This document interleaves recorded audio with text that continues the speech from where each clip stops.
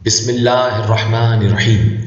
شروع اللہ کا نام لے کر جو بڑا مہربان نہایت رحم والا ہے۔ میں روز قیامت کی قسم کھاتا ہوں اور نفس لوامہ کی قسم کھاتا ہوں کہ سب لوگ اٹھا کھڑے کیے جائیں گے۔ کیا انسان یہ خیال کرتا ہے کہ ہم اس کی بکھری ہوئی ہڈیاں اکٹھی نہیں کریں گے؟ ضرور کریں گے، اور ہم اس بات پر قادر ہیں کہ اس کی پور پور درست کر دیں۔ مگر انسان چاہتا ہے کہ آئندہ بھی خود سری کرتا چلا جائے۔ پوچھتا ہے کہ قیامت کا دن کب ہوگا؟ سو جب آنکھیں چندی آ جائیں اور چاند گہنا جائے اور سورج اور چاند جمع کر دیے جائیں، اس دن انسان کہے گا کہ کہاں ہے بھاگنے کی جگہ؟ کہیں نہیں، کوئی جائے پناہ نہیں۔ اس روز تمہارے پروردگار ہی کے پاس تمہیں جا ٹھہرنا ہے۔ اس دن انسان کو جو عمل اس نے آگے بھیجے اور جو پیچھے چھوڑے ہوں گے سب بتا دیے جائیں گے، بلکہ انسان آپ اپنا گواہ ہے، اگرچہ عذر و معذرت کرتا رہے۔ اور اے پیغمبر صلی اللہ علیہ وآلہ وسلم، وحی کے پڑھنے کے لیے اپنی زبان کو تیز تیز حرکت نہ دیا کرو کہ اس کو جلد سیکھ لو۔ اس کا جمع کرنا اور پڑھانا ہمارے ذمہ ہے۔ سو جب ہم اسے پڑھا کریں تو تم اس کو سنا کرو اور پھر اسی طرح پڑھا کرو۔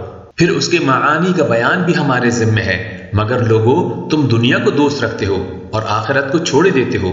اس روز بعض چہرے رونق دار ہوں گے، اپنے پروردگار کی طرف نظر کیے ہوئے ہوں گے، اور بہت سے چہرے اس دن اداس ہوں گے، خیال کریں گے کہ ان کے ساتھ کمر توڑ معاملہ کیا جائے گا۔ ہاں، جب جان گلے تک پہنچ جائے اور لوگ کہنے لگیں اس وقت کون جھاڑ پھونک کرنے والا ہے، اور اس جاں بلب نے سمجھا کہ اب جدائی کا وقت ہے اور پنڈلی سے پنڈلی لپٹ جائے، اس دن تجھ کو اپنے پروردگار کی طرف کھچے چلے چلنا ہے۔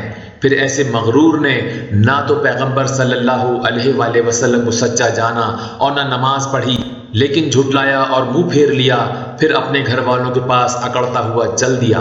خرابی ہے تیری، خرابی پر خرابی ہے، پھر خرابی ہے تیری، خرابی پر خرابی ہے۔